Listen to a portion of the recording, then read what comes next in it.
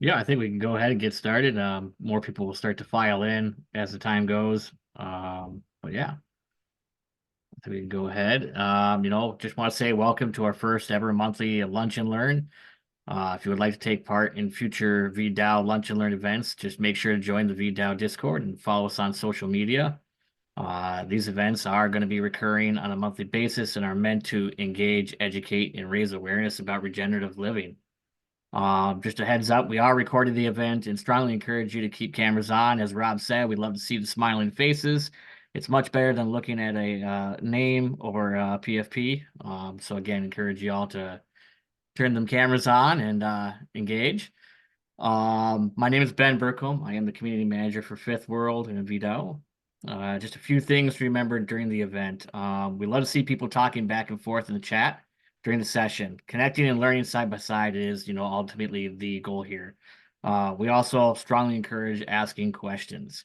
So if you have one, feel free to post it in the chat. Please make sure, though, to put your question in all caps. This is something I learned from Rob and Alain. Very, very wise words. Allows us to kind of filter it out through all the rest of the chat that you guys are having back and forth during the session. And we can pick up those questions a lot easier. There will also be time at the end for live questions when we do start a Q&A phase of today's event. You will be able to unmute yourselves. Before you do unmute yourself, please click the raise hand button at the bottom of the Zoom call, and a queue will begin to form, and we'll call you up from that queue. Once you're called, go ahead, unmute yourself, and feel free to ask Rob or whoever any questions you might have. Before I introduce Rob, I'd like to ask all of you where you're coming from. Put that in the chat as we've been doing so far. Also, add in the chat what you guys are hoping to all get out of today's call and today's event. We'd love to learn what you guys are interested in here and getting from this. Without further delay, allow me to introduce Rob, the man, the myth, the legend, co-CEO of Fifth World. Welcome, Rob. Thanks. Great to be here, guys. Today we're going to talk about how we got here and where we're going, or where we are right now, where we're going, and why the future is way more optimistic than most of the news articles are letting on. So without further ado, I'm going to share my screen, and just another, I guess, PSA or keep your cameras on. We're not going to use this file in our archive, so your faces won't show up there. We're actually filming another recording in the background so that you guys don't have to worry about people seeing your face. So another reason or excuse to turn that camera on. All right, here we go. So I made this presentation a little while ago, and it was kind of an amalgamation of, is that coming through for you guys? Yep, great. I made this presentation a little while ago, and it's an amalgamation of the last 15 years of my studying, and I tried to kind of pick the most important signals, I guess.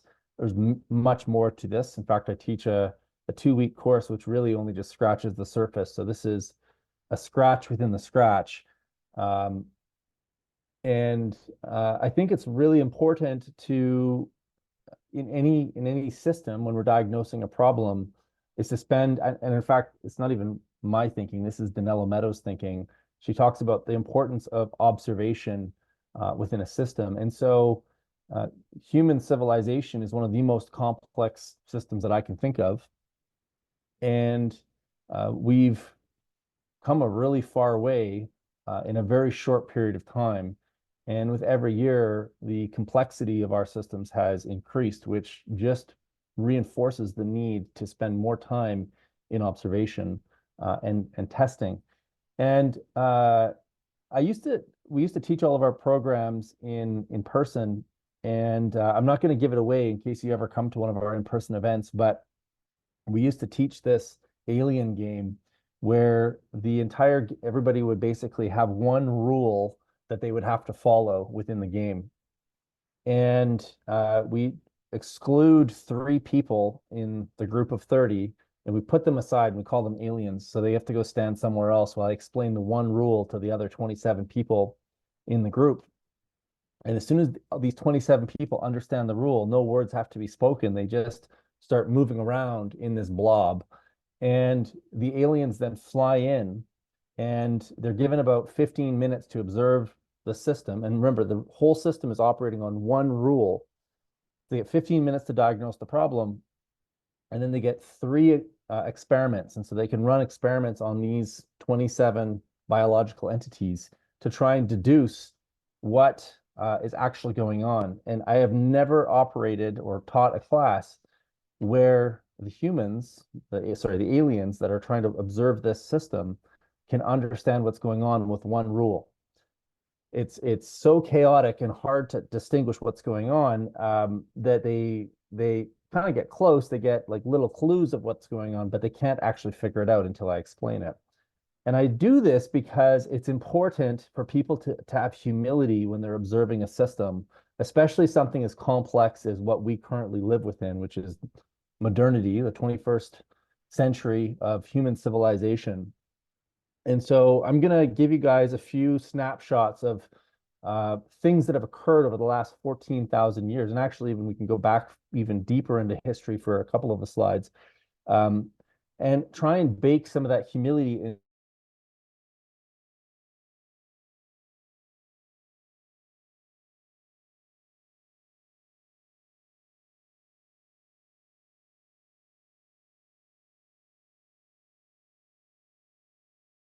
Are the way that they are, and then we're going to pull up just before we hit the ground and our plane explodes, and bring it back into more of an optimistic ending.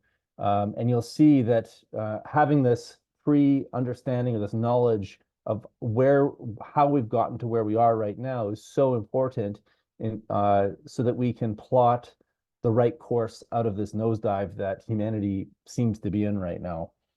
So stick with me till the end, and try and look at this through the lens of objectivity and trying to understand and diagnose the pieces of a system so that we can collectively, as a DAO, start to solve this problem. So the talk is called The Myth and the Food, Energy, Water, Shelter Nexus. So again, just to kind of double click on this, I think I love this quote. In fact, you're going to see that I love quotes a lot because I think that they are salient points in human history where an individual has been able to look at a situation for long enough to be able to distill it down into a couple of words that are filled with meaning. And so Mahatma Gandhi said a correct diagnosis is 3/4 of the remedy, which means it's exactly what we're talking about. We have to spend enough time in diagnosis to be able to make intelligent decisions and be able to test specific experiments to see how the system responds. And so often we tend to jump the gun and try and solve problems only to end up creating 15 more. So I think we can learn a lot from this quote. And I think when we're doing systems design, you might know this picture. This is by a gentleman named Damian Newman. It's an open source picture. I actually have a picture. I have a version of this, a high definition version that I've been meaning to print for a long time and put it on my wall in front of my computer. But every system, every design, every consultancy that I take on looks just like this. And so you start off at the beginning and you end up in this mess of chaos. It feels like a washing machine. And as you ask more questions, as you do more diagnosis, as you create more observation, it doesn't actually feel like you're making any progress. In fact, you start right around here, you start thinking, I'm not smart enough to solve this problem. Or if you're working with a client, they start questioning whether you're smart enough to actually solve their problem. But you keep persevering, and eventually things start to kind of mellow out. The perturbations start to become less sinuous, and you come to a conclusion. And this is the process that we're in the middle of right now. And then when you get to the end of this, another problem arises and you start right back at the beginning again.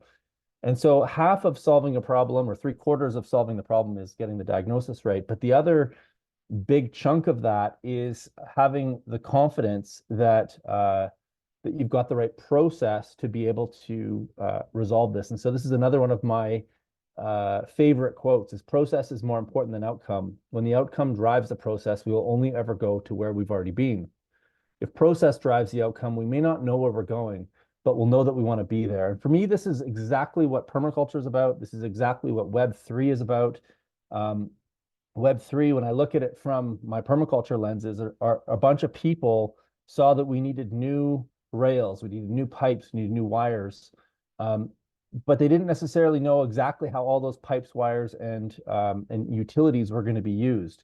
But they knew that if they created the right conditions for life to thrive, for diversity to thrive, for creativity to thrive, that the right answers would show up.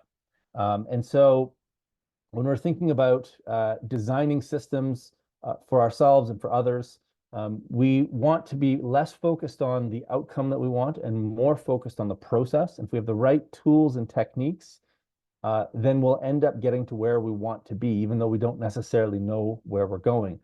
And I'm pretty new to the crypto space. When I think about the DAO, the VDAO that we're creating as a group, this quote for me is the embodiment of the VDAO, is that we know that there's hyper complex problems. I don't necessarily have the answers. Mark doesn't necessarily have the answers. I'm sure Ben does, but he's, a little bit resistant to give them to us. And so if we collectively come together as a group and create the right processes, tools, and rails, and work together as a collective of minds, I know that we can come up with those solutions. And so it's about setting the right infrastructure and the right processes and allowing that creativity to flourish. The Fall from Eden is really an allegory for our transition from hunter-gatherers to an agrarian society. Before the fall, we lived in utopia free of artificial constructs. And so I think it's really important to kind of ground ourselves in a bit of history before we dive into how we've gotten here, because I think when we think about prehistory, the time before we started actually writing history down, humans have actually been around, and there's different theories now that are floating around and new ones coming out all the time. Some people say 100,000, some people say 200,000. And I saw a recent article on Reddit saying that they found DNA that might indicate that humans have been around for close to 1 million years. And the history that we have written down is really the dawn of the agricultural revolution, which is really only between 12 and 14,000 years old. And I think it's important that we try and uncover how humans lived before the agricultural revolution, because I think there's really important pieces of information that we can draw out of the past and bring into the present in order to kind of ground ourselves in how the operating system of planet Earth actually works. I think it behooves us to figure that out, because I think it's pretty clear that present day society doesn't actually understand how the current operating system of our planet works. And we really have to get clear on this pretty quickly, because I'm not as bullish on Mars as Elon Musk is. I think we need to figure out how we operate on this planet before we really start investing the precious resources of this planet into trying to colonize other planets that are basically just desert dust balls. And so most peasant farmers and herders who constitute the great majority of the world's actual food producers today aren't necessarily better off than hunter-gatherers. Time budget studies show that they may spend more rather than fewer hours per day than hunter-gatherers do. And so when we look back in history, and I'm talking about long history, the hunter-gatherer tribes that archaeologists like Jared Diamond study show that they may have actually only been spending a fraction of their week going and collecting resources in order to stay alive. And so we kind of, I love this quote as well, we smugly assume that the tallest humans to ever grace the earth, sorry, that we are the tallest humans to ever grace the earth. Quite the contrary. The Cro-Magnon people living 30,000 years ago were about our size and 10% more muscular. Hunting, gathering when food sources were abundant was an exquisitely healthy lifestyle. And it was also a lifestyle full of leisure. And I think that this is why we have this lazy gene inside of us, is because fundamentally our bodies know that work is just a failure in design. And so something transitioned when we went from hunter-gatherer to agrarian. And we're going to talk a little bit about that as we go a little bit deeper into this. And so one thing that strikes me, and I think that this is kind of where the gravity of climate change and all of this news comes into play, and some of the messaging that's trying to be beaten into us through all these different media sources, is that we live in an absurdly stable period of sorry, let me say that again. We live in an absurdly stable climatic epoch right now, a period of time where the climate is relatively stable when we look at perturbations in climate in the past. And it behooves us as scientists or as applied scientists to understand this and to really apply this concept that seems to have been thrown out of the window in the last 6 years of the precautionary principle. And so Nassim Taleb says that the burden of evidence actually rests on the climate change, people that don't believe in climate change versus the ones that do, because the consequences of the people that don't believe in it getting it wrong means that we live on a planet that's no longer habitable for humans. Whereas if we actually act with the precautionary principle and assume that the climate is more sensitive than it is, we're going forward with a slightly more an approach to managing risk that makes a little bit more sense, because we can't live without a stable climate. And you're going to see that here shortly when I uncover a little bit more data. And so I guess the piece that I'm really trying to get across here is how stable our climate actually has been in the last 12,000 years. Now, when the last ice age basically started to remove its grasp from planet Earth, the last ice age was called the Younger Dryas. This happened between 12 and 14,000 years ago.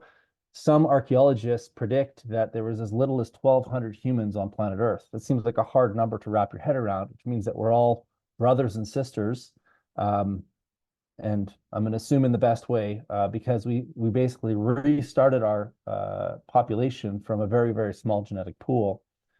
And you can see how much of the Earth was actually covered in ice.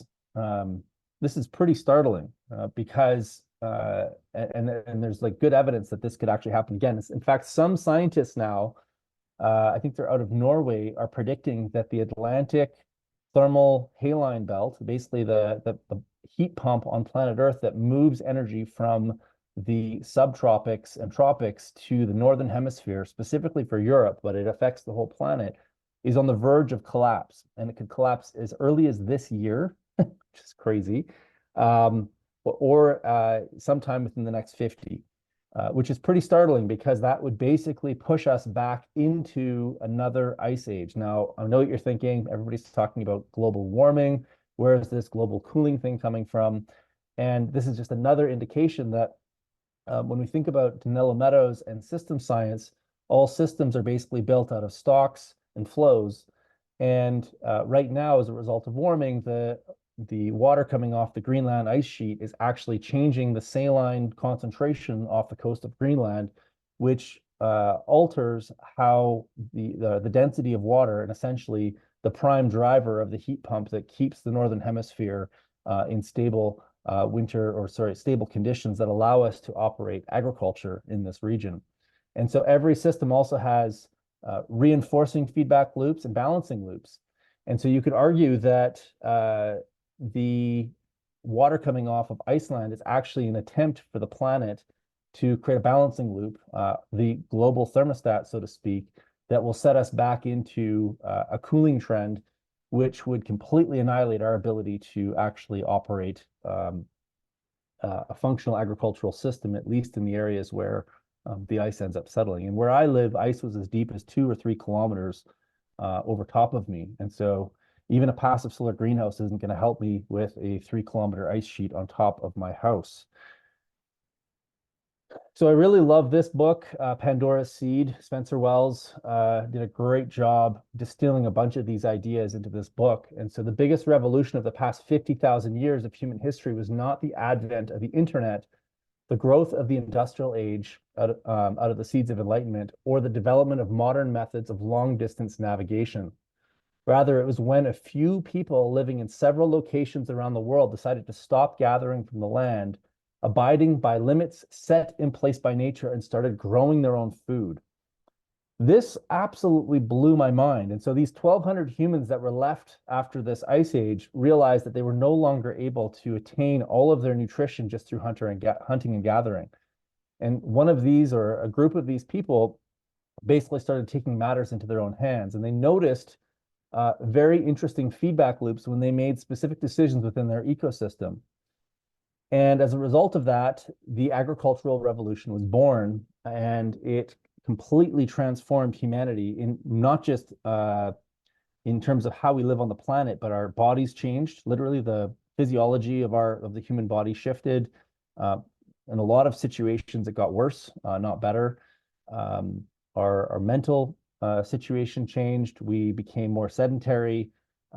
Lots of things started to transform just by this simple act of starting to take more responsibility for where our food comes from. And so this was the birth of agriculture. And if we think about what hunting and gathering actually is, if we like break it down to its simplest form as scientists, as people that are studying systems, hunting and gathering is basically just a form of energy harvest, and so is farming. In fact, the surface of the planet is a giant solar collector.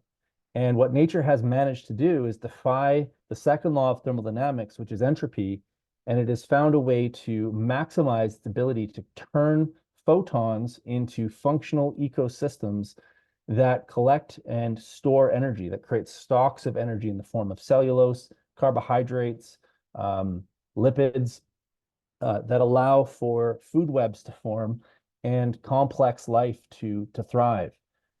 And so when we think about regenerative agriculture, when we think about regenerative living, when we think about any of these concepts, what we're actually contemplating is energy accounting and managing how energy interacts with the planet and how we interact with the energy systems that are collecting the solar energy from the sun.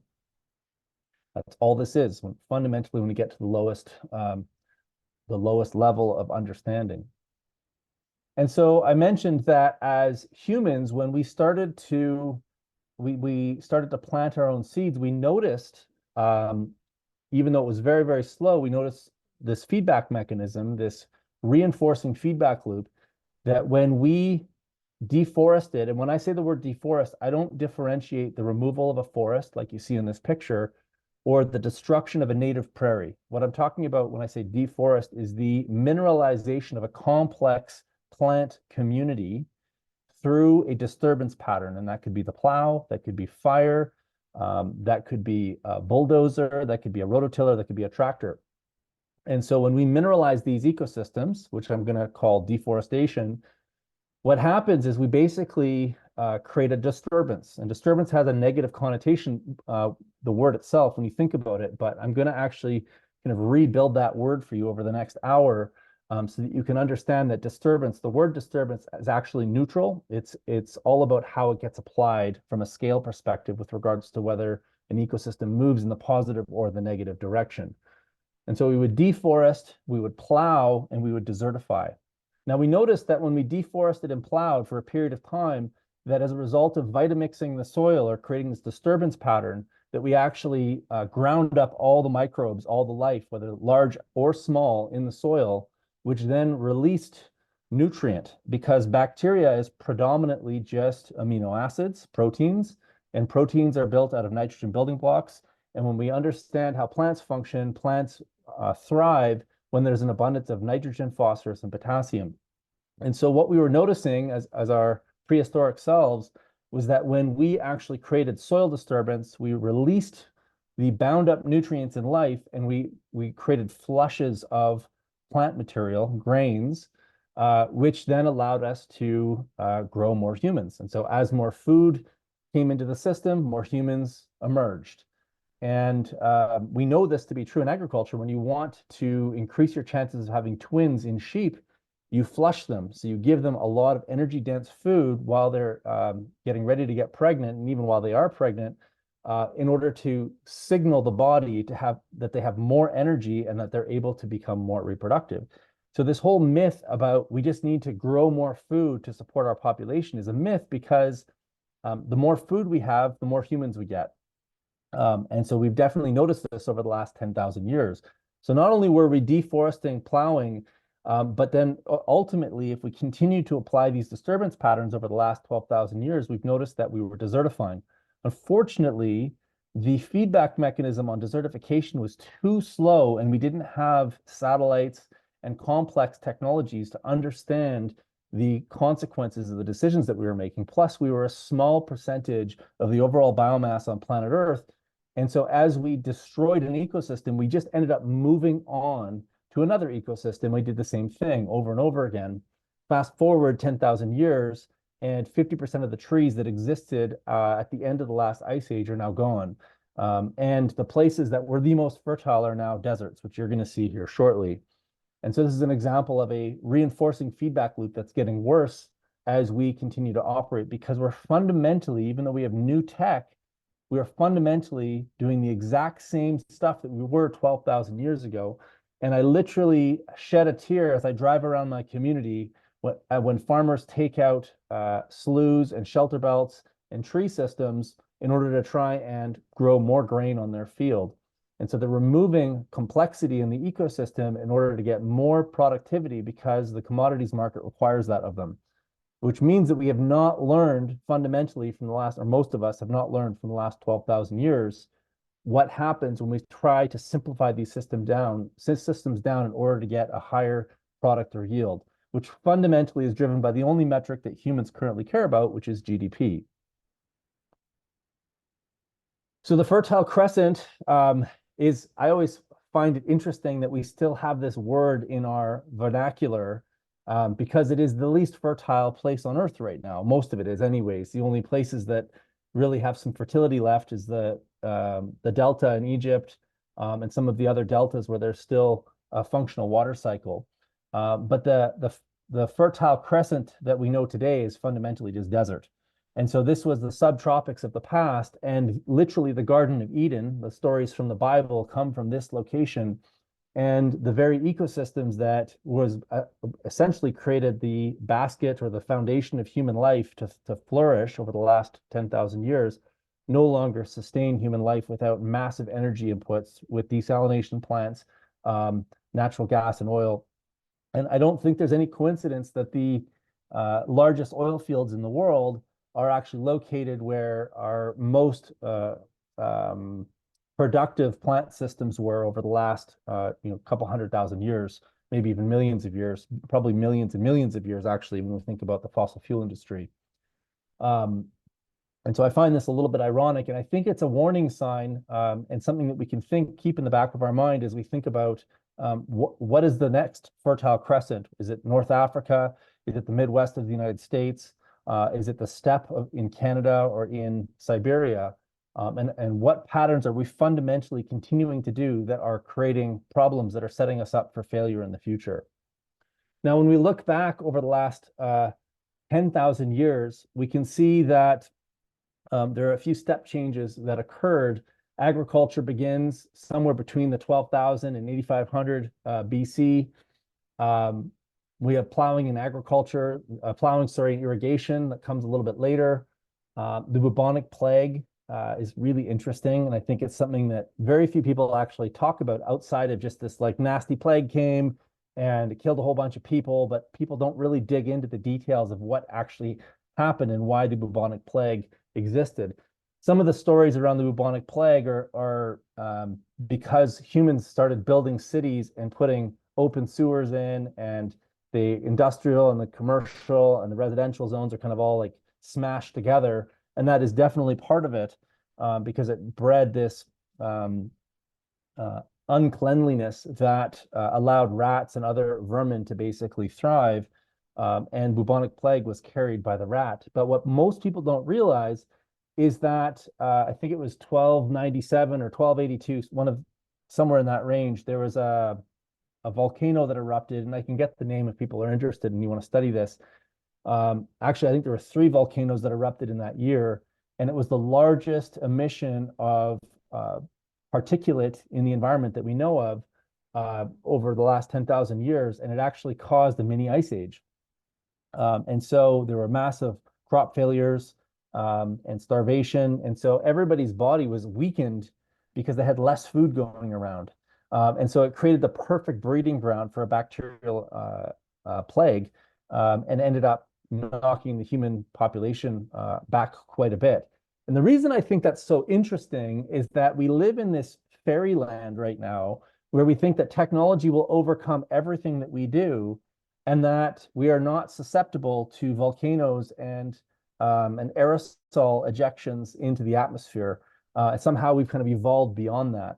But fundamentally, if we had another series of volcanoes like this, what's crazy is that we are literally walking in fields of black swans right now. So a couple of them that come to mind is we reached peak grain output in 1986 per capita.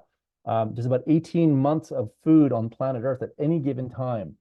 And that's just one of them that comes to mind. And so you throw a 1 or 2 or 3 year solar dimming event into the gears, and all of a sudden, this modern version of humanity is literally brought to their knees.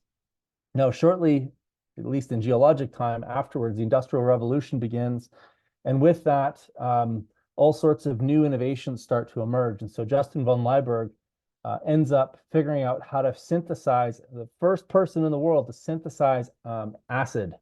And so as a result of being able to turn ash from the salt brush in the desert, and when the salt brush in the desert is burned and ash is formed, that ash can then be turned into an acid, which then allows us to create soft rock phosphorus, or phosphate, sorry, which is a water-soluble version of phosphorus.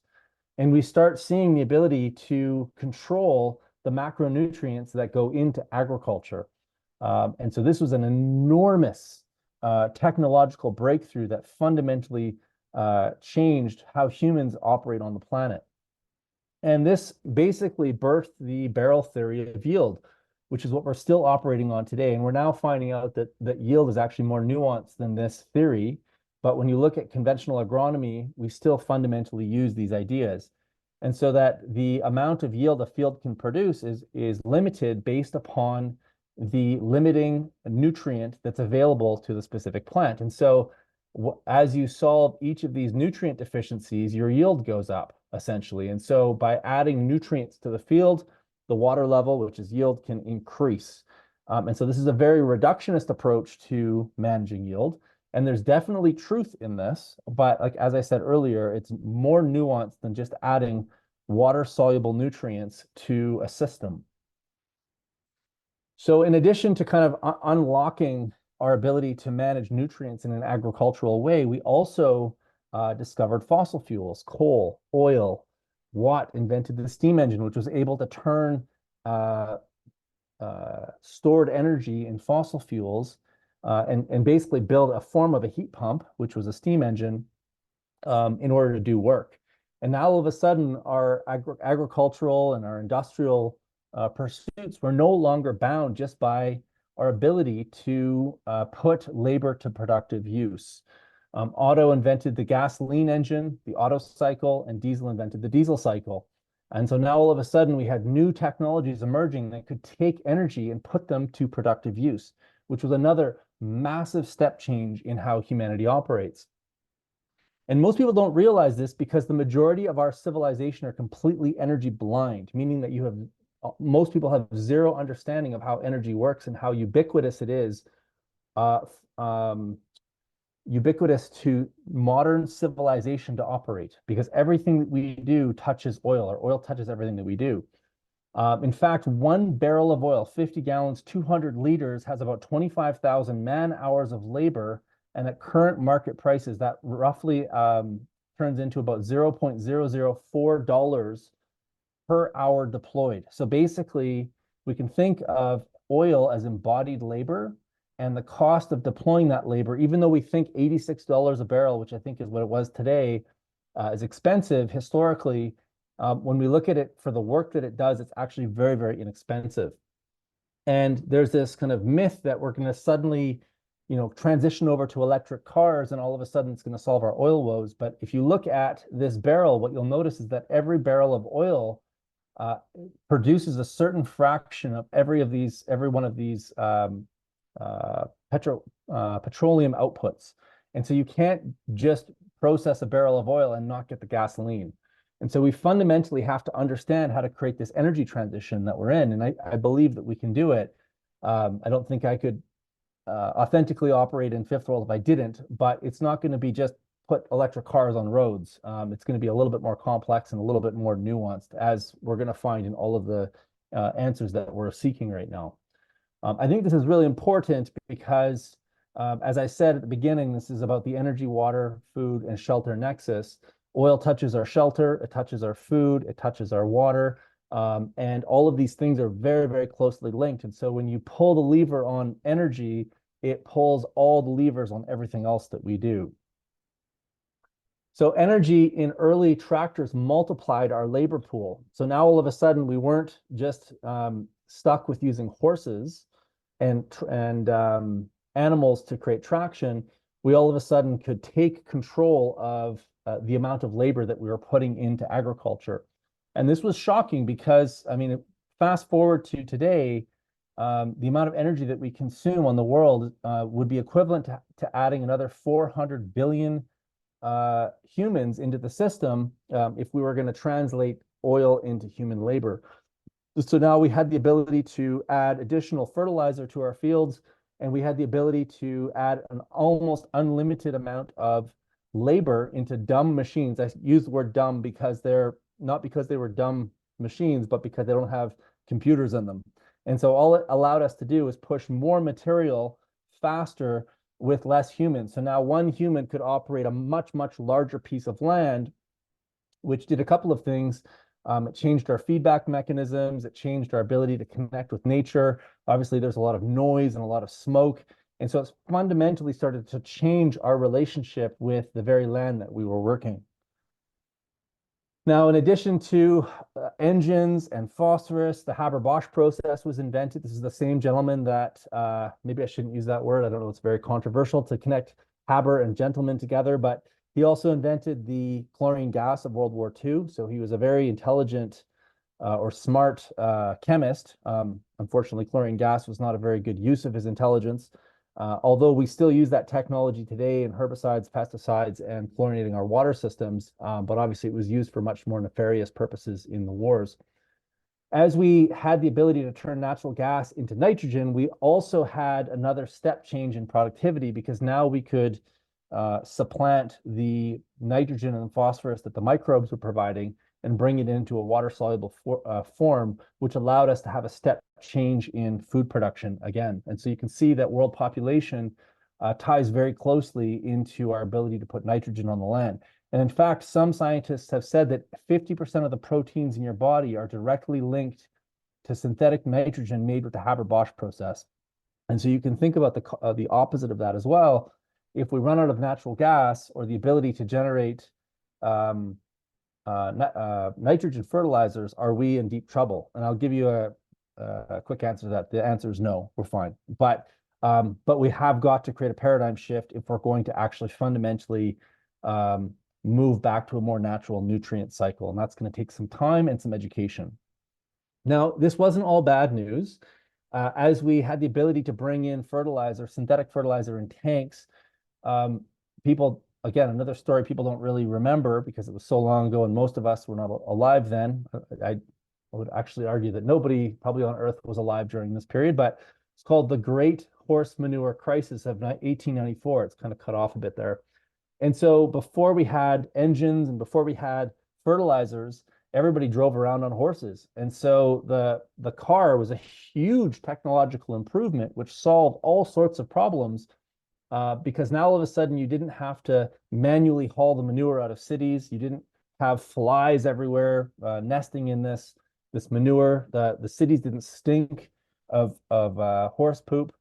And all of a sudden now farms could tow a tank of fertilizer behind them and fertilize an entire field. I mean, this is not exactly when the Green Revolution started, but it was just starting to pick up at this early phase. And it meant that we could do a heck of a lot more with way less input of human energy, way more energy in general, but less human energy. And so this was seen as a huge technological revolution because cities became cleaner, they were more pleasant to be in, and farms were becoming easier to manage as a result of having all of these levers that made humans more efficient. Now, fast forward after World War II, we had between World War II and beyond, basically the Green Revolution starts. And so we really see a pickup in the use of these synthetics. Engines become more efficient, tractors become bigger. And so this was a shift in agriculture away from small farms to industrial food systems. And so now, instead of having a family on every quarter section, every 160 acres, farms started to get bigger because they were able to do more work with less time, and they were able to produce more food through the use of synthetics.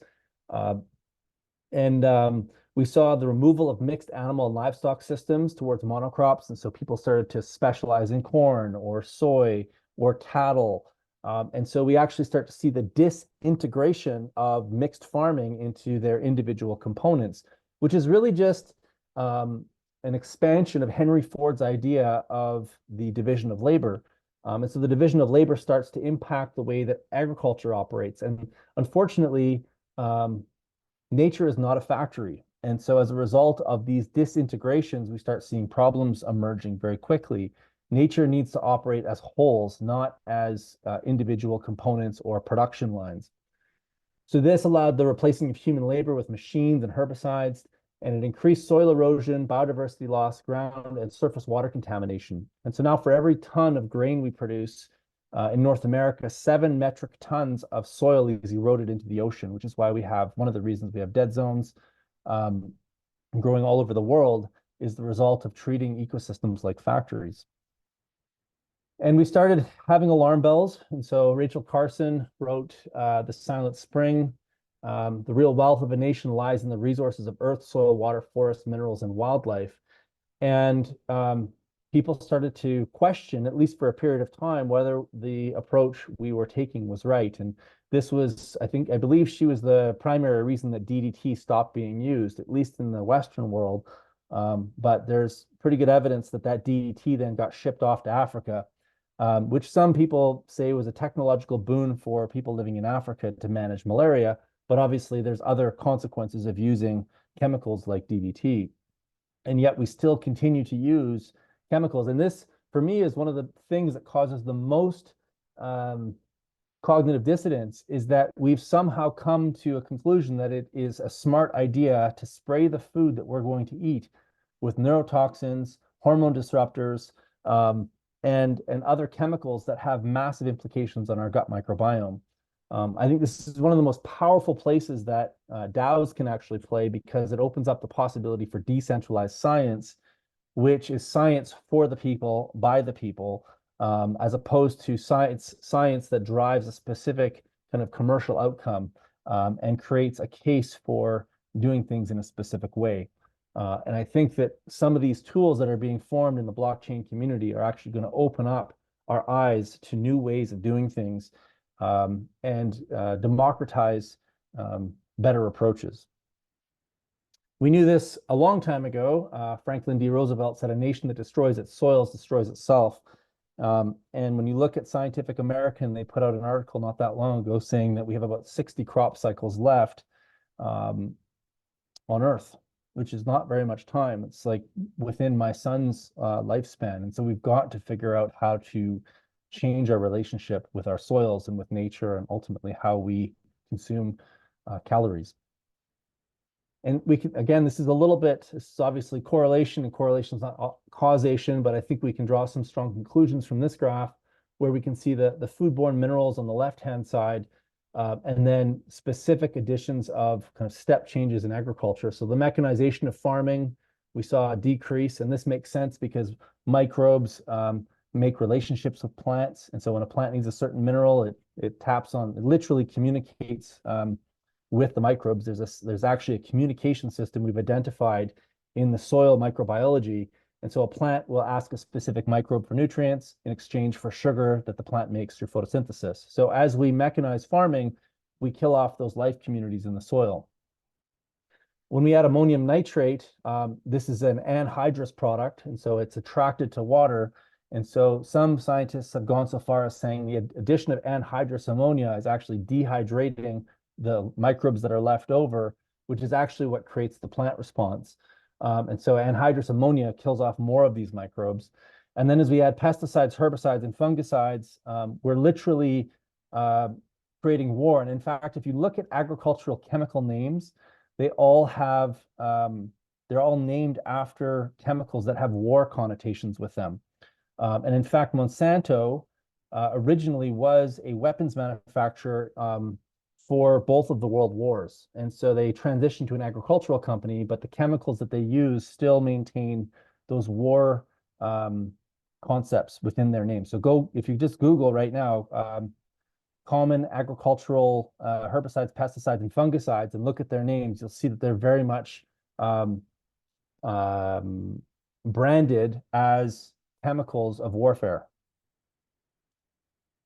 So as we've increased the input into agriculture, the nutrients have increased. We've also increased the population. We've increased the outputs. And our agriculture has become more and more dependent on these inputs. Soil degradation has gone up. We've consumed massive amounts of the world's water just in irrigation in order to try and grow monocultures. And I think the thing you have to remember is that before agriculture, these ecosystems were even more productive than they are today. And yet they didn't need irrigation, they didn't need synthetic fertilizer. And so there's a piece in this puzzle that we're missing, and we're maybe optimizing for the wrong things. One of the ways that this all operates, and I won't necessarily go into it all today, I have a whole other presentation that could take 45 minutes called The Story of Soil. But when we look at how soil functions, it actually is not a linear system. It's a web. It's actually a series of relationships and systems that reinforce each other in order to optimize for power. And you're going to see what I mean here in a second. And when we plow up the soil, when we add chemicals to this, we actually start knocking out these links of life. And as a result of doing that, we have this joke when we come in and regenerate a piece of land. The first thing we have to do is get your farm off the drugs, because the more drugs you use on your farm, the more you need to use them, because you've fundamentally taken out the rungs of life that allowed you to operate without those drugs in the first place. So we have to start building that life foundation back up from the beginning. And the good news is, and this is another story that most people don't know, is that when you just give Mother Nature a little bit of a hand, when you get out of her way, or even you support her, she comes back like a lion. And we can speed up that process of regeneration, but we have to fundamentally understand. It's almost like we have to understand what we don't understand. We have to go in with humility. We have to create the conditions for life and then trust that that life will show up. And one of the most inspiring moments of my life happened a couple of years ago, when we put a pond into the middle of this highly desertified piece of land in British Columbia in the high steppe, and very little water, no water, like within 5 kilometers of this pond that we put in. The pond filled up a little bit from groundwater, and a few months later, this little otter showed up. And it's like, where the hell did this otter come from? There's no water bodies around here. Like, it would have had to walk kilometers.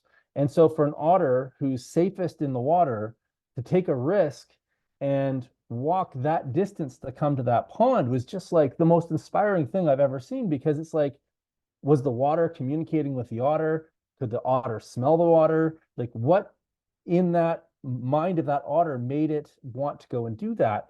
And so for me, that's an expression, that's a metaphor for nature coming back when we give her a bit of a foothold to step on. And I see this over and over and over again in the work that I do, is that we just literally have to have enough humility and get out of the way for nature to come back and do her thing.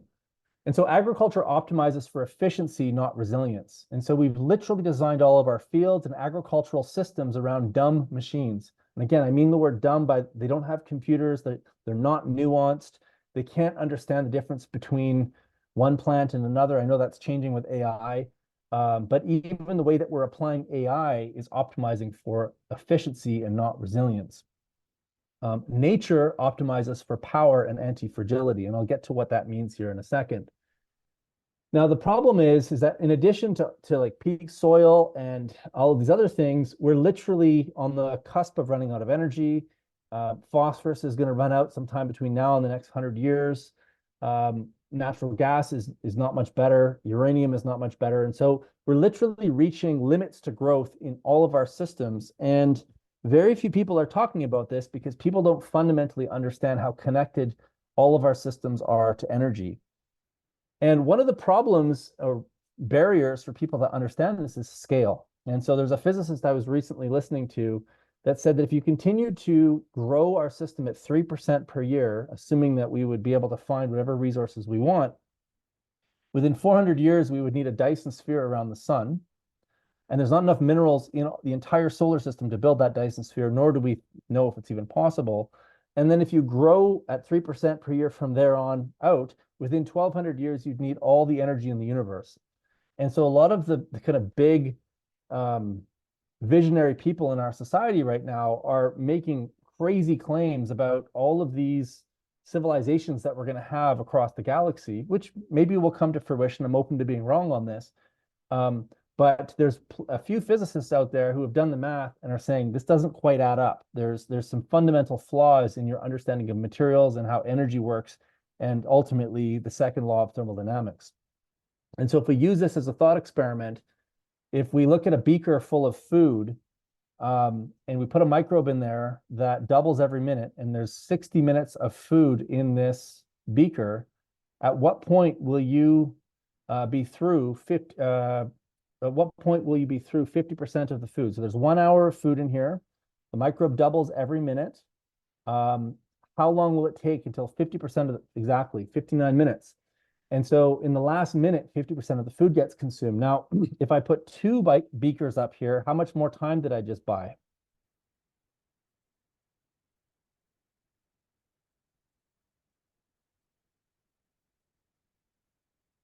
One minute. Perfect. Okay, and then if I want to get one more minute, how many more beakers do I have to add after that?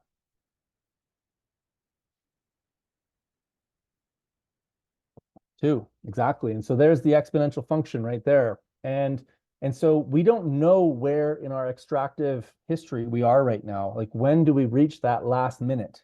Whether it's oil, whether it's phosphorus.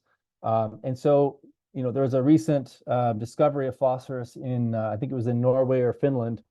And they said there's 100 more years of phosphorus there. But is that accounting for the exponential function? Is that not accounting for it?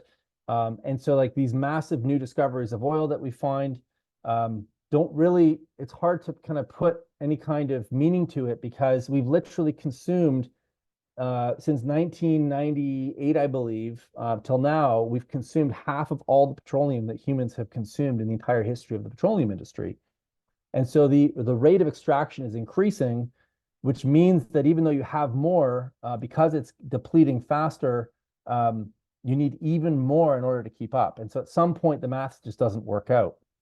And we're seeing this in our money system as well. We see it everywhere. And so this book is one of my favorites. Each of us have the equivalent of about 120 energy slaves working for us 24/7. So if we were in the Egyptian civilization right now, we'd all be in the very upper crust of civilization, because our heating systems, our food systems, like I said, every calorie of food takes 20 calories of hydrocarbons. Our air conditioning systems, our vehicles, all take huge amounts of energy in order to come to us. City water systems consume close to 30% of the annual energy budget in a city, just to get water to you and allow you to defecate into drinking water.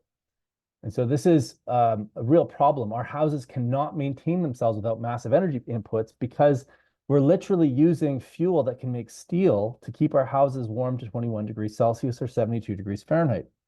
And so we have a misunderstanding and a misappropriation of energy into the wrong things. We have to change our relationship with that. Our survival depends upon it.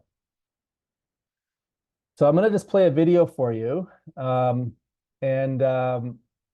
just got to stop my share and make sure that I clicked the sound thing here, because I think this will help to illustrate this. Oh, here we go. Share sound. Okay, perfect.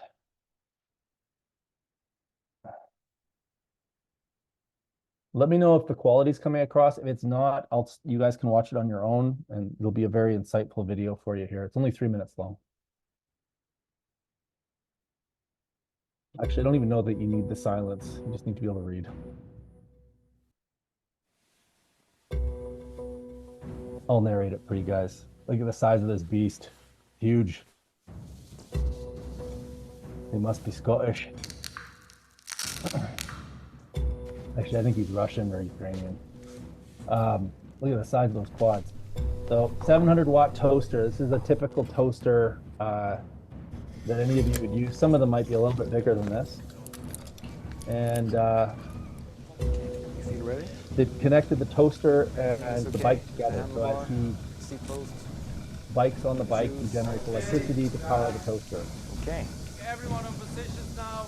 We're getting ready for take. And remember that when Robert loses power, the toaster will pop up.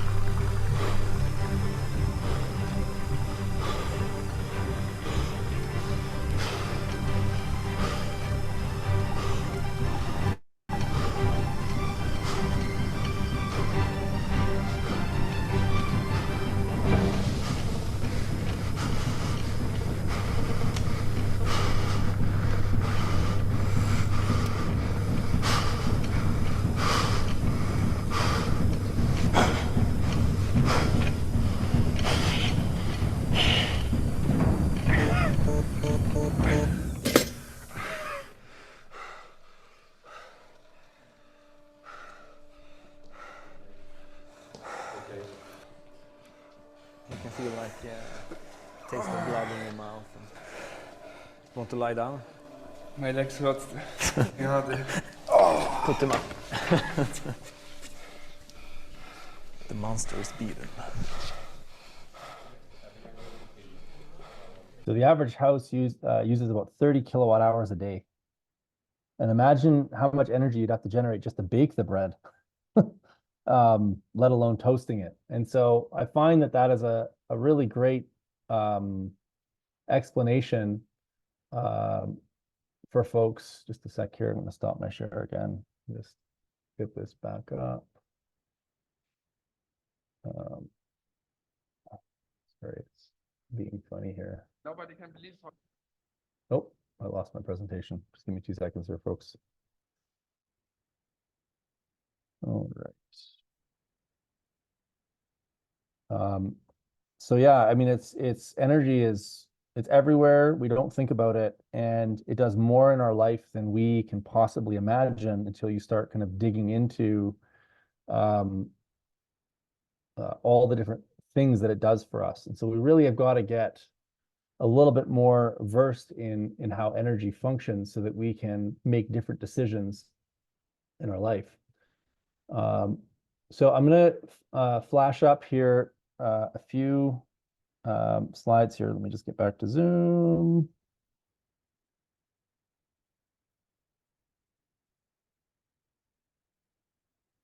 Yeah. So when we look at just a couple of second here, is that coming up for you guys? Good, thumbs up. Okay. When we look at some various engines out there and how much energy they consume without us even kind of contemplating it, what I did one day is I've got this 6 kilowatt array on my farm, and I parked all the engines on my farm that I could think of in front of it to compare them. And so a chainsaw is 0.125 horsepower, 0.1 kilowatts, or 1 human. A zero-turn lawnmower, which is what I'm on, 25 horsepower, 18.6 kilowatts, or 186 humans. Side by side right here, I think that's 440 cc, 26 humans, 19 horsepower, 190 humans. This old 1950s tractor that we use all the time, 52 horsepower, 38 kilowatts, 380 humans. Honda Fit is 950 humans. My Honda Pilot, 1,860 humans. A 737, 882,590 humans on takeoff. 441,295 humans while they're cruising at 30,000 feet. And my solar array is only 60 humans, yet it's quite large. And so we don't think about energy in terms that we can actually understand, because we use these weird units of energy that they're kind of inhumane. They're difficult to like relate to. There's my house right there. We've got 220 humans to operate that. One of our investors, 210 to operate his farm. And this is one of the properties I'm most proud of. This is one of the most energy efficient homes in North America. It's a passive house, and this house operates on 34 humans. So you'd literally need 34 humans still with this really energy efficient house in order to keep it at room temperature,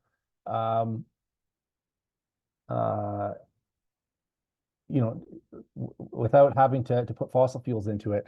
Now, having said that, this home, even in -40, will never go below 0. So worst case is you just put a sweater on it here. Now, to summarize the issue, consumers are energy, soil, water, waste, and nutrient density blind, meaning that we don't think about these things. And so how can you course correct when you don't actually fundamentally understand the issues? The ones that are aware of the Gordian knots think that individual action will not have an effect. So they think that, oh, we just need to get that, we need to change the government. We need to change policy. We need companies to make different technology. We at Fifth World fundamentally don't believe that. We believe that the solution actually comes from the bottom up, and we have data to prove it. I believe that there will be top-down solutions as well. So I'm not saying it's like one or the other, but I do not think that the solution is going to come from just the top. And I also, one of the things that we do when we educate folks is that we make them aware that the small things that they do on a day-to-day basis actually have enormous consequences, positive consequences.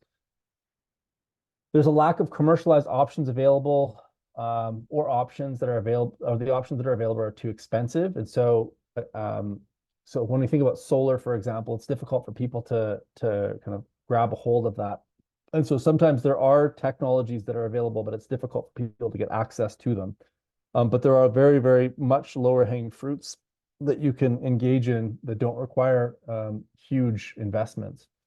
And then there's a lack of feedback in the system. So people don't understand the consequences of their actions. So when you use water at home, you don't realize that you're drawing water out of a reservoir, and that there are consequences to that. And so we need to increase feedback.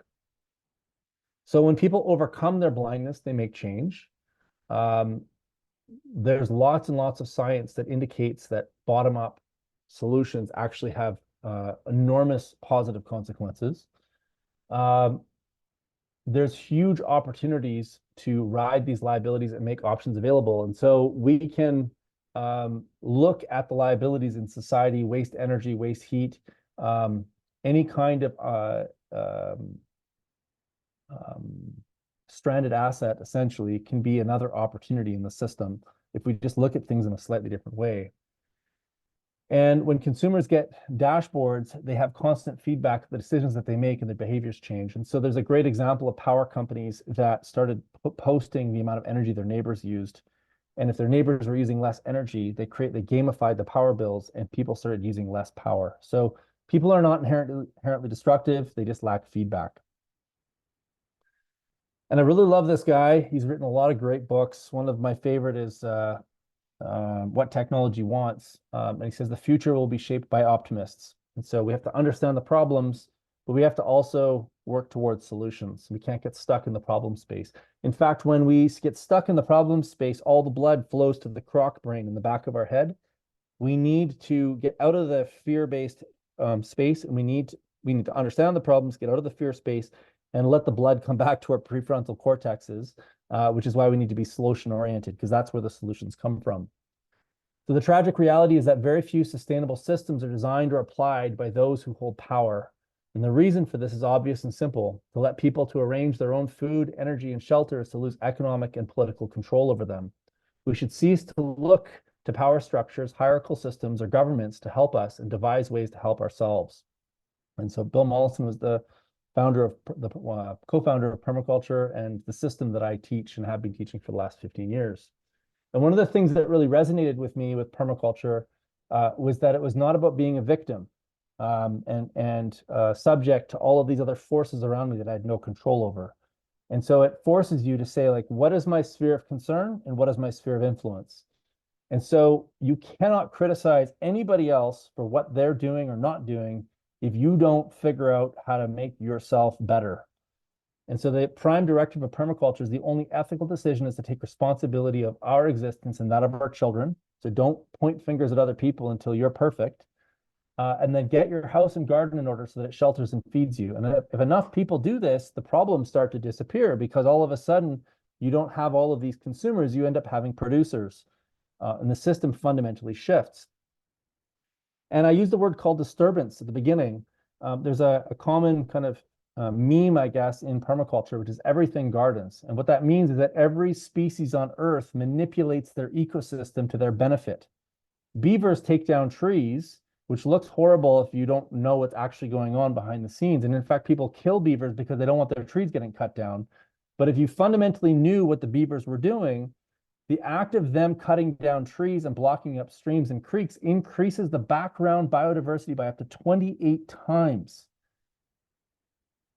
So this whole trope in our society right now about reducing your footprint is bullshit.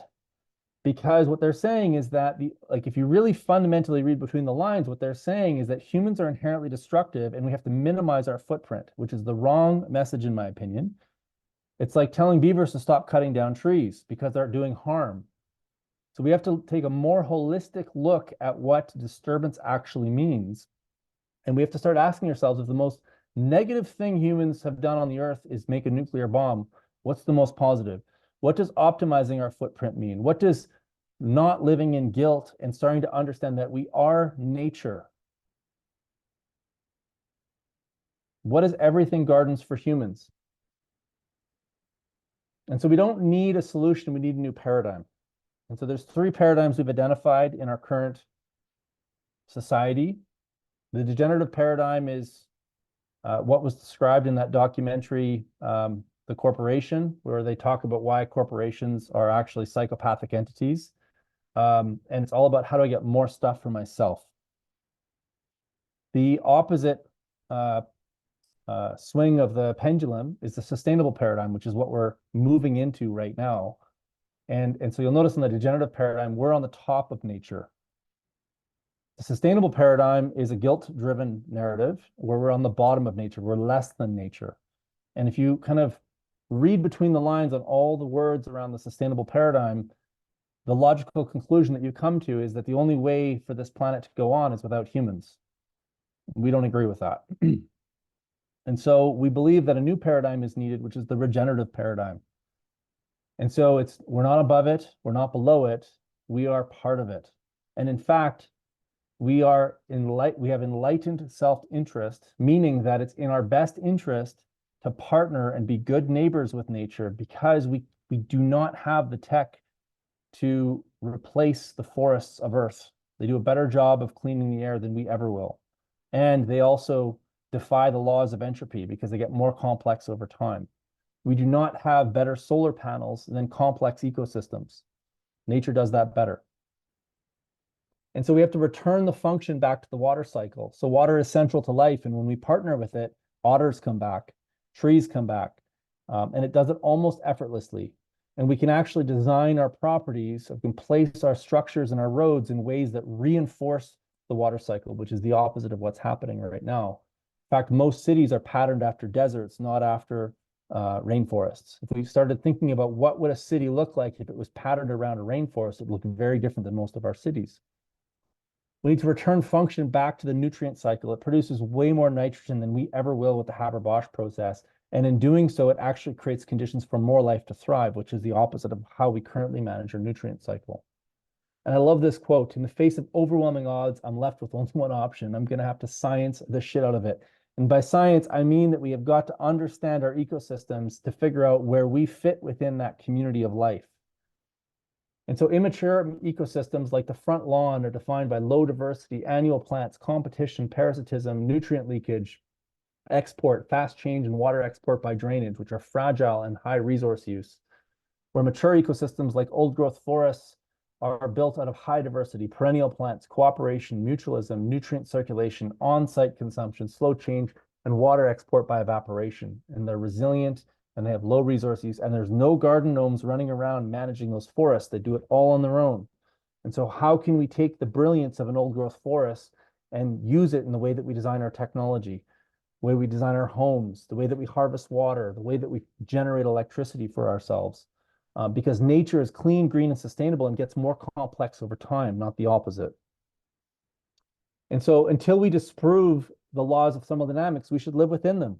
I remember learning about the first, second, and third laws of thermodynamics in engineering school, but then the conversation stopped. There was no conversation beyond that. It's just like, well, we're heading towards heat death, so, you know, smoke them while you got them kind of thing. But there's actually another solution. We can actually work with nature.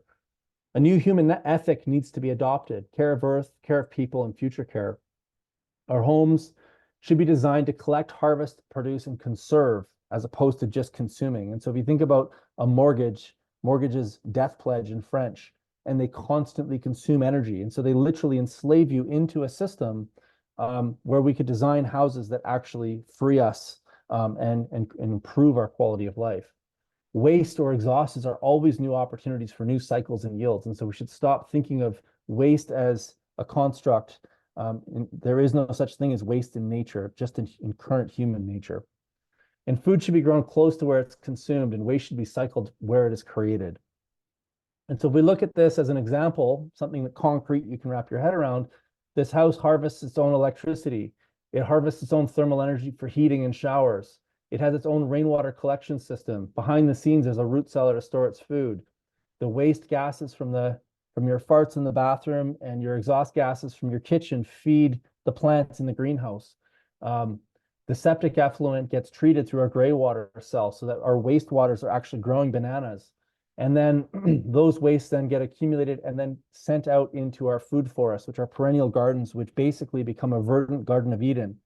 Our food scraps get fed to chickens and they get turned into eggs, feathers, and labor that then end up managing our properties.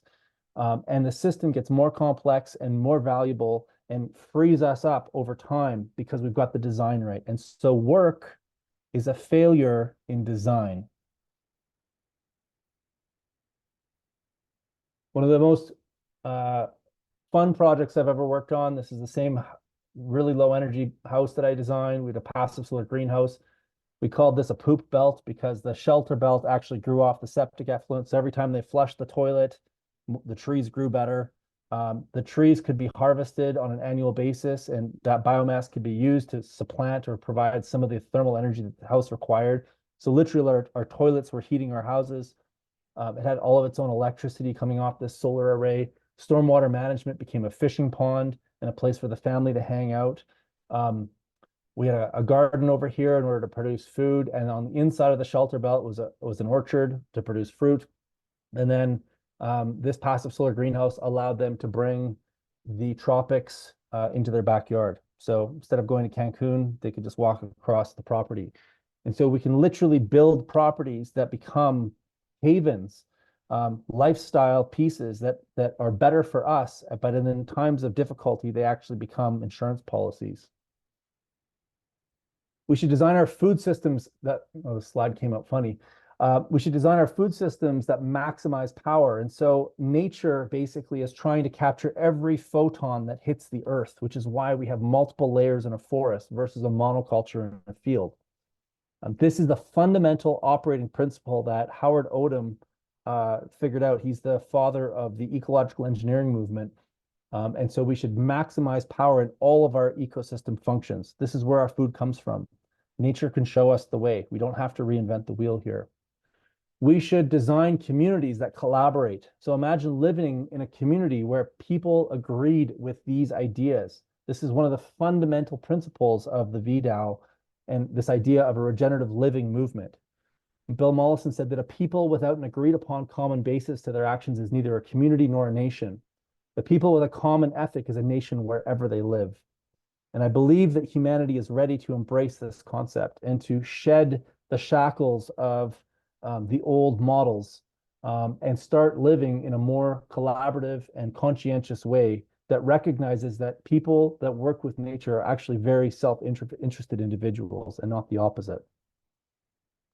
And so there's three myths that I think are really valuable to understand. Myths give us a lot of information around our past, and we can use them as tales to make sure that we avoid problems into the future.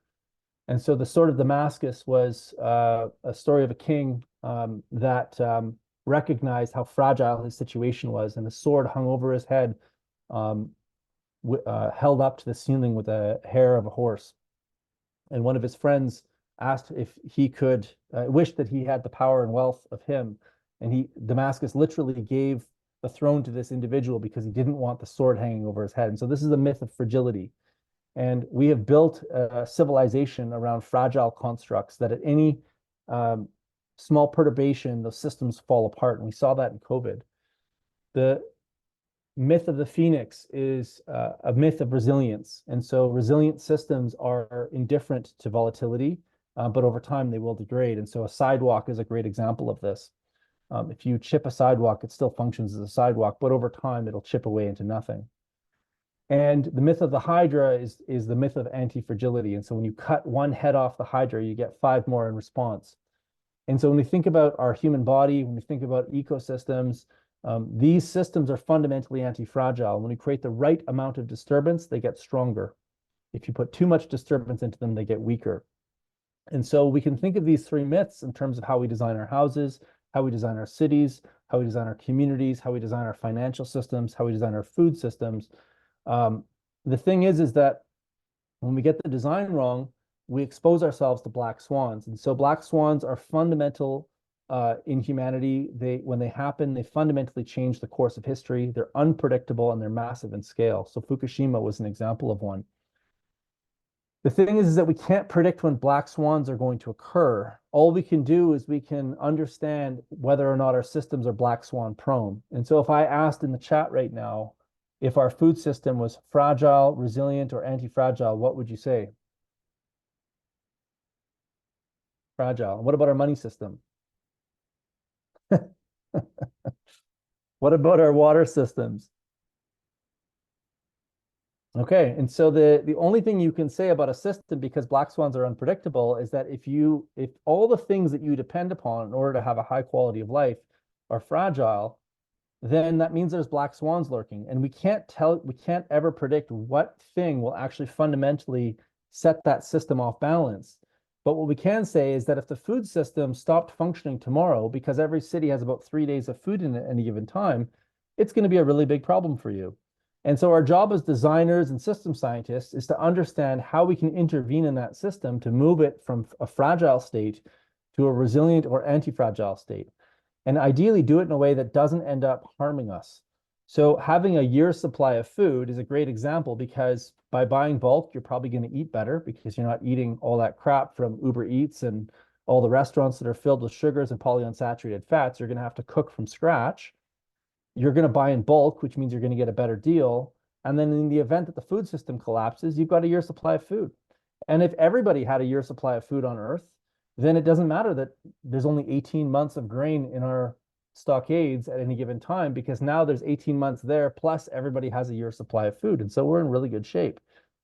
We're able to take a giant aerosol ejection from another volcano because we've collectively as a population have got 3 or 4 years of food, and all of a sudden all those fears that we had disappear, and you ended up saving money and getting healthier as a result. And so that's called an asymmetric option. And we can do that in our energy, water, and shelter systems if we get the design right. And so what I'm arguing is that over specifically the last 150 years since the advent of fossil fuels, we've gotten lazy to the point where I say that architects and engineers don't know where south is because they orient houses in the wrong direction, because the sun can give you 50% of the energy that you need on an annualized basis just if you get the orientation of your house right. And we can use examples like that throughout every system. And so this is the most inspiring thing I've ever heard in my life. And Buckminster Fuller came up with this concept of the trim tab. And so if you think of those giant tanker ships that are moving through the ocean, they're really, really heavy. They have a huge amount of momentum behind them, and they have these rudders on the back of the ship that steer them. But the thing is that because they have so much momentum, there is not a shaft big enough on the rudder to actually have enough strength to displace the water to make the ship turn. Okay, so the rudder itself and the shaft that the rudder is connected to doesn't actually turn the ship. Most people don't know that. And so there's this thing on the trailing edge of a rudder called a trim tab. And so when the captain in the ship is steering the boat, the only thing he's actually turning is the trim tab. And so this is a really, really tiny thing on the back of a rudder. And so when the trim tab moves, what it does is it creates a low pressure zone right here. And this little tiny tab actually pulls the rudder to the direction that actually turns the ship. This to me just like blew my mind. And like on Buckminster Fuller's tombstone, he says, "Call me trim tab." And so the point of this is that we don't need governments and massive corporations to make these changes. Each and every single one of us is a trim tab. We create low pressure zones when we start growing our own food, harvesting our own energy, having dinner parties and getting together and celebrating things like delicious food, teaching other people how to take care of themselves. And so our call to action is for Fifth World anyways, our Fifth World call to action is to create the tools and resources, rails, and public goods, especially in this DAO, to facilitate trim tabs like each and every single one of you to go out and create low pressure zones and create a better way of living for other people to follow. If we do that, we will succeed. But we'll only do it with massive numbers of people creating low pressure zones in their own little communities to turn this ship around. And so where to next? This is my inspiration. This is what inspires me every day. These are my two little kids growing up in our garden, learning where food comes from, happier than pigs and shit. And they still actively work within the garden every day. And so if this inspired you, if you're ready to become a trim tab in your community, if you're ready to start creating those low pressure zones and starting to rebuild systems from the ground up, you're already in the right place because you're in the DAO. But if you want the tools and techniques and ways of thinking about it, we have a permaculture design certificate starting on May 30th. I'll be teaching it. And we go through all the individual pieces from start to finish that help you to design your regenerative life today. So anyways, I know I went a bit over time there. I have some time for questions if folks want to ask anything about any of these concepts. If we needed to, we could create some more time at another time as well if you guys want to keep chatting about this. Yeah, so I just want to invite everybody to go ahead and ask some questions. I did take some questions down during the while Rob was presenting, but I'm going to go ahead and allow you all to unmute yourselves. I just ask that again you make use of the raise hand function, and that'll create a queue. So you can do that. We'll do a bit of a mix here in terms of question taking. We'll do some live ones where people can unmute themselves. And then we'll do some ones that were written down. One just popped up here in the chat. Melissa asks, will there be any in-person meetings for the next PDC? Yeah, actually, we're doing a hybrid course. So we're doing 1 week online, and then we're going to meet in person, I believe in Calgary, to do the second week in person. So there is an IRL experience in real life.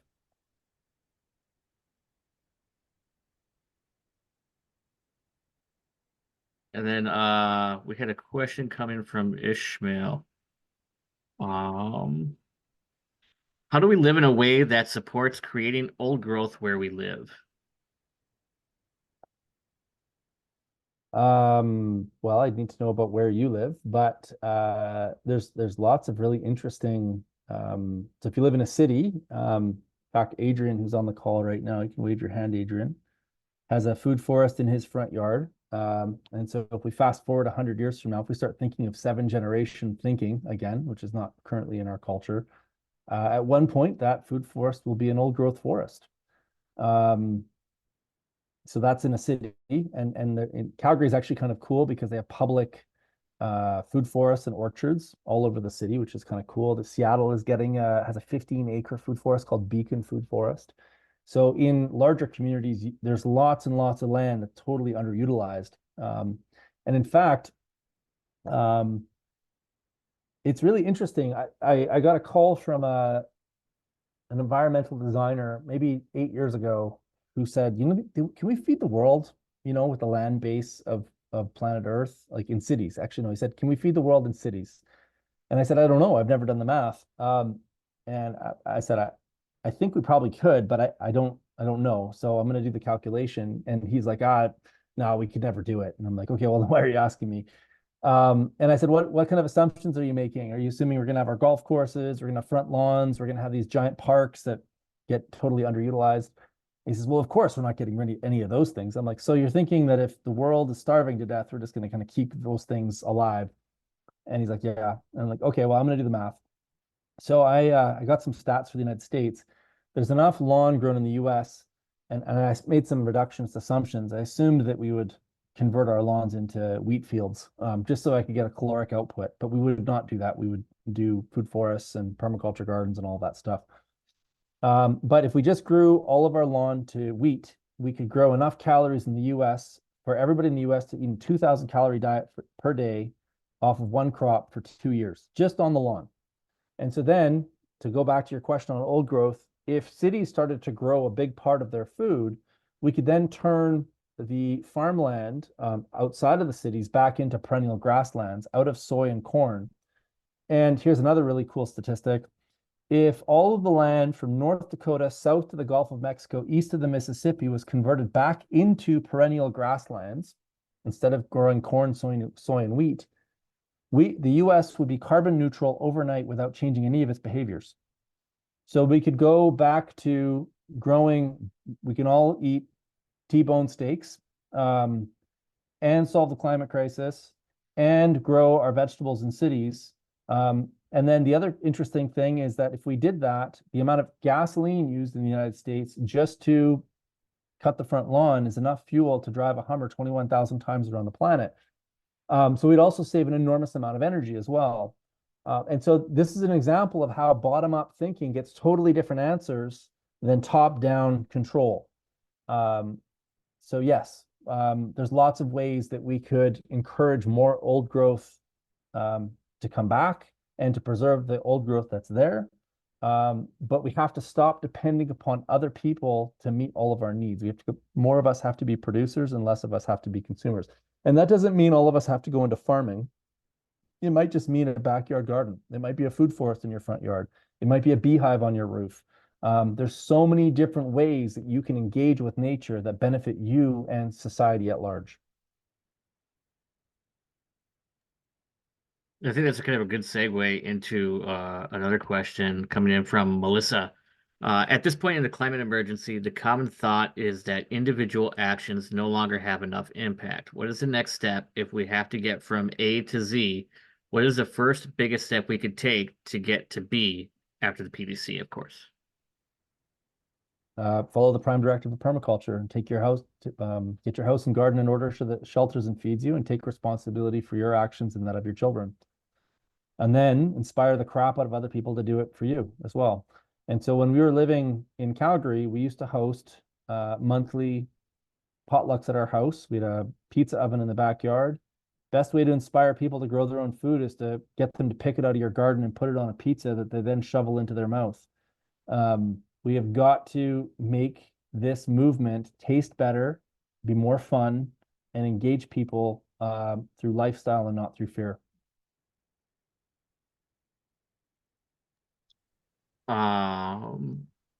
Another question from Ella. How do we communicate with each other to generate support and community?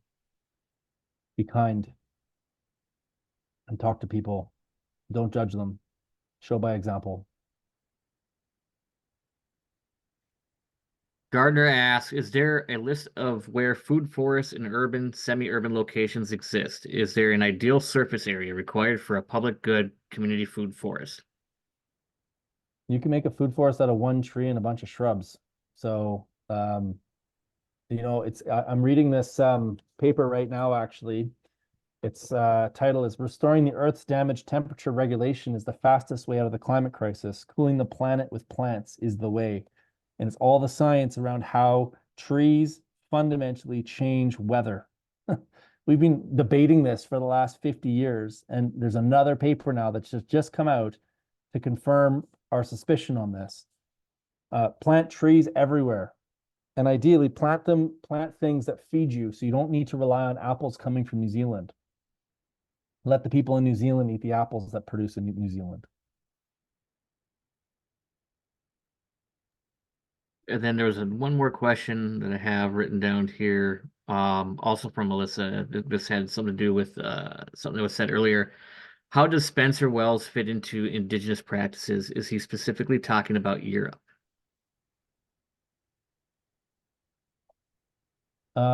Spencer Wells was mostly talking about the consequences of us engaging in the agricultural revolution and the consequences to the human body, health, and our diet, and also our ecosystems. So I'm not sure. It's been a long time since I read his book too, so I'm not sure how it necessarily. I think he was just comparing. Oh, sounds like Natalie might have an answer. Go ahead and unmute yourself, Natalie.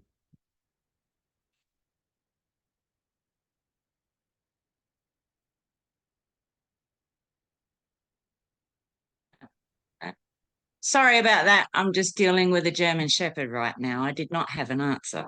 Oh, okay. No worries. All good. Yeah. I'm not sure. I'd have to read the book again to specifically answer to that. Highly recommend it.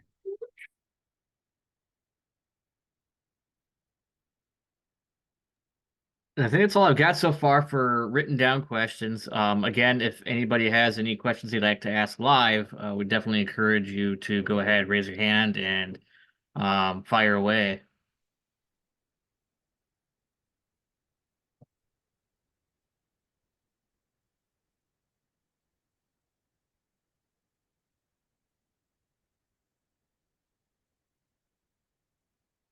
Yeah, I'm not seeing any more questions come in. If anybody does have questions that come up later on, we'll have a format for that, to happen in the Discord server, so that you can come back, rewatch this, and spend a little more time with it. Or for those that are maybe watching it on their own time, can kind of come in and they might generate some questions of their own. We want to be able to address those. So there will be some sort of an announcement coming up shortly in the Discord about where you can submit those questions and how they can be addressed, or get them addressed for you. Melissa, please go ahead. Thanks. I just wanted to know, because I've done the PDC and I wanted to do some of those in-person sessions, how would I audit that? How would I register to audit that?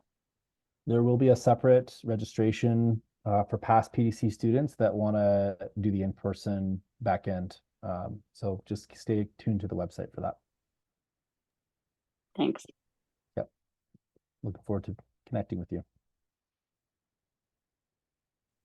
I have a maybe slightly random question.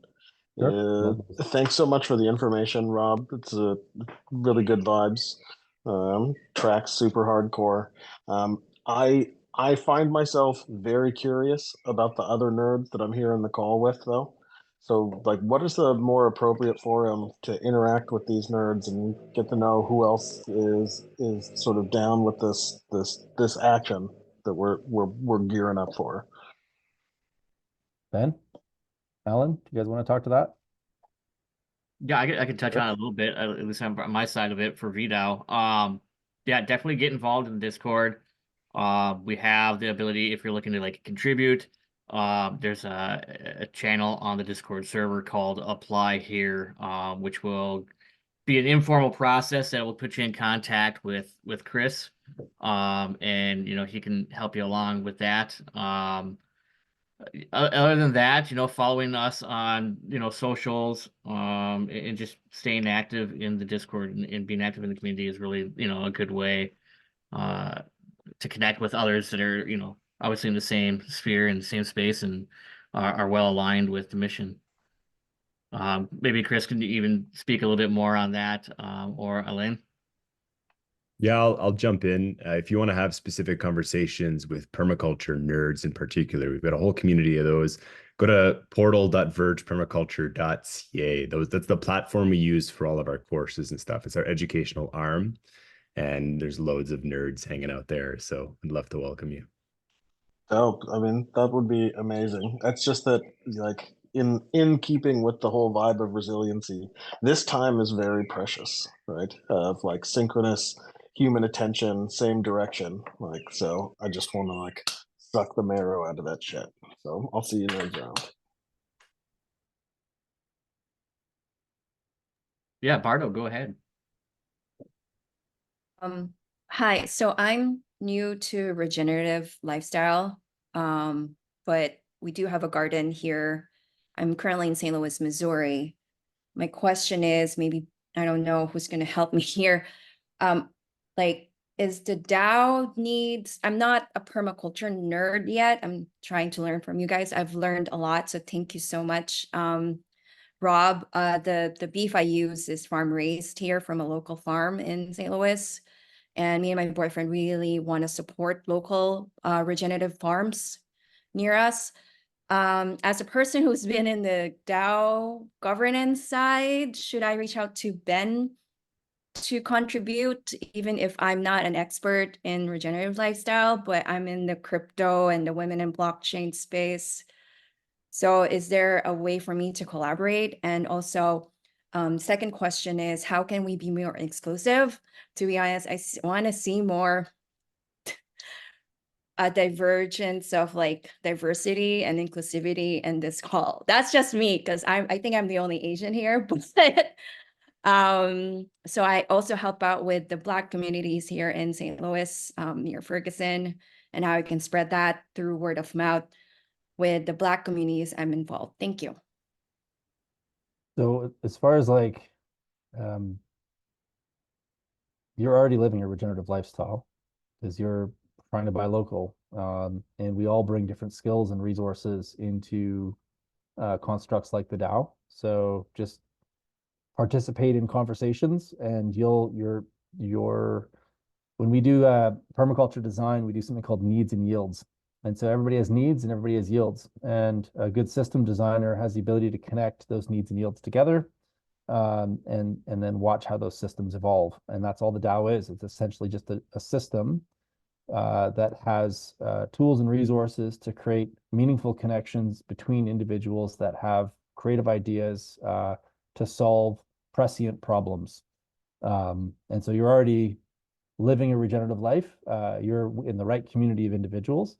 And as far as the second question, invite them in. If you're working in those communities, we don't, we're colorblind. We want everybody here. And in fact, Fifth World operates all over the world with every race, or not every race, but a lot of races right across the planet. We are an inclusive community, and the only way to get more people in is to invite them. So bring them on. We would love to see everybody that is interested. The only criteria that we have as a group is we want to work with people that want to regenerate the planet in a generation. So I keep saying 2047 is our end date, because that's when I'm gonna, well, hopefully I won't be dead by then, but I'll be at the end of my career anyways. So it better be regenerated by then, which means we need everybody. So if you're into regeneration by 2047, come on, bring it on. And just to add to that, I think in terms of the DAO side of things, you can reach out to either me or Chris. Both of us are a good source to help you get onboarded. If you're looking to be a contributor, it sounds like I would go through the process that is currently available in the Discord server, which is the Apply Here channel. It's a rather informal process. It'll get you connected with Chris, and you'll have an alignment call. Again, very informal. for the second part of your question, the thing that I really like about DAOs is that a DAO is made better by the variety of people that are in it and contributing to it. We all kind of adjust or have problems that are a bit unique to us, and to have everybody's inputs involved are going to build solutions that fit, are more likely to fit everybody than rather having top-down solutions that are, supposed to be a one-size-fits-all. So would love to connect with you on figuring out how we could onboard more individuals that are probably underrepresented in the space. And yeah, I would love to have a call and talk about that and see how we could make that work.